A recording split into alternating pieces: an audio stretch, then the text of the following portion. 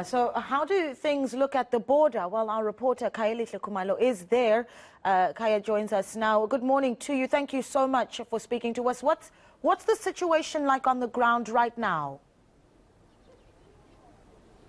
Well, that's right, Naledi. So we have been speaking to a number of people from eSwatini who have been able to cross, and they do give us a sense that the situation currently is relatively calm, at least for now.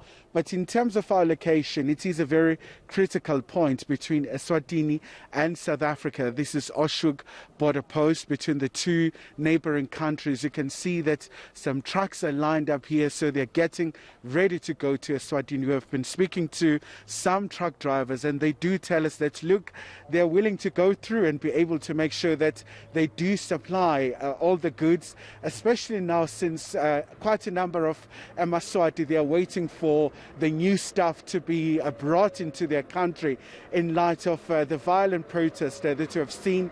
A lot of people really calling for the democratic reforms, and also we got a sense as well that some are divided. You also do get those who are saying that King Mswati III is their leader, but also alternatively, you do get those who are deeply opposed to the monarchy. But joining us now, Naledi, is the port manager of this facility, Mr. Mugana. So, sir, thank you so much indeed for joining us. I would imagine that from Monday to Tuesday, it was incredibly busy, but give us a sense in terms of your programs, what's happening now in terms of mechanisms that you have in place.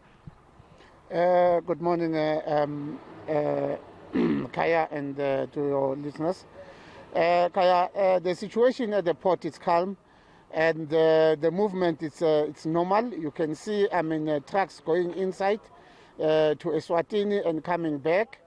We are processing. We have deployed all. Our resources. Are working. We've got. The SARS. SAPS.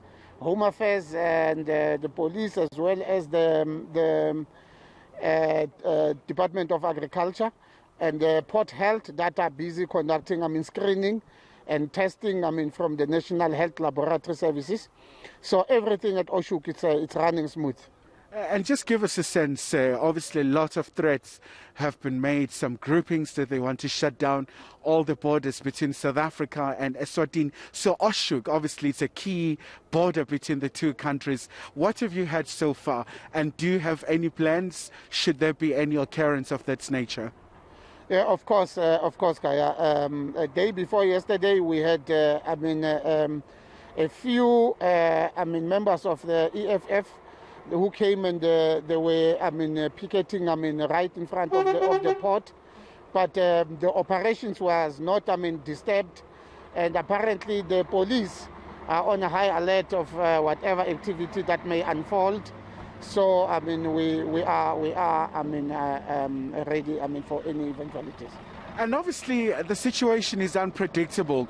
As Home Affairs, are you perhaps warning the truck drivers as they go through that, something may occur on the other side, given the nature of protests that, from time to time you can see flare-ups and stuff?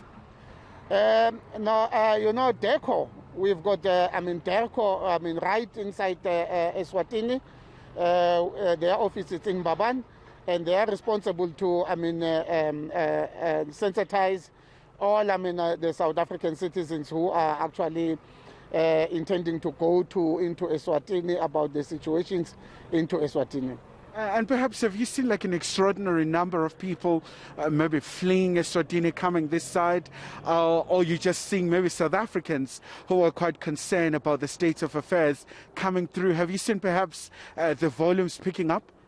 Not necessarily. We've just seen, ordinary people that has just been, coming. Some of them, they said they just went to visit, but they are just coming back home. And then we didn't see anything, which is, out of ordinary.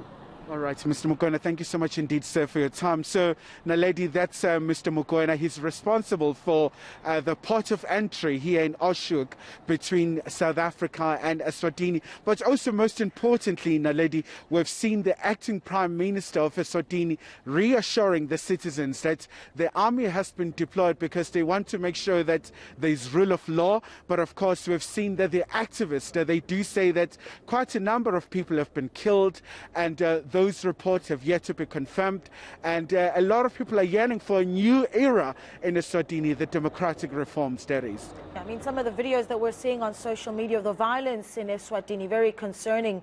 Khayelihle, thank you for that update. That's Khayelihle Khumalo there. We take a short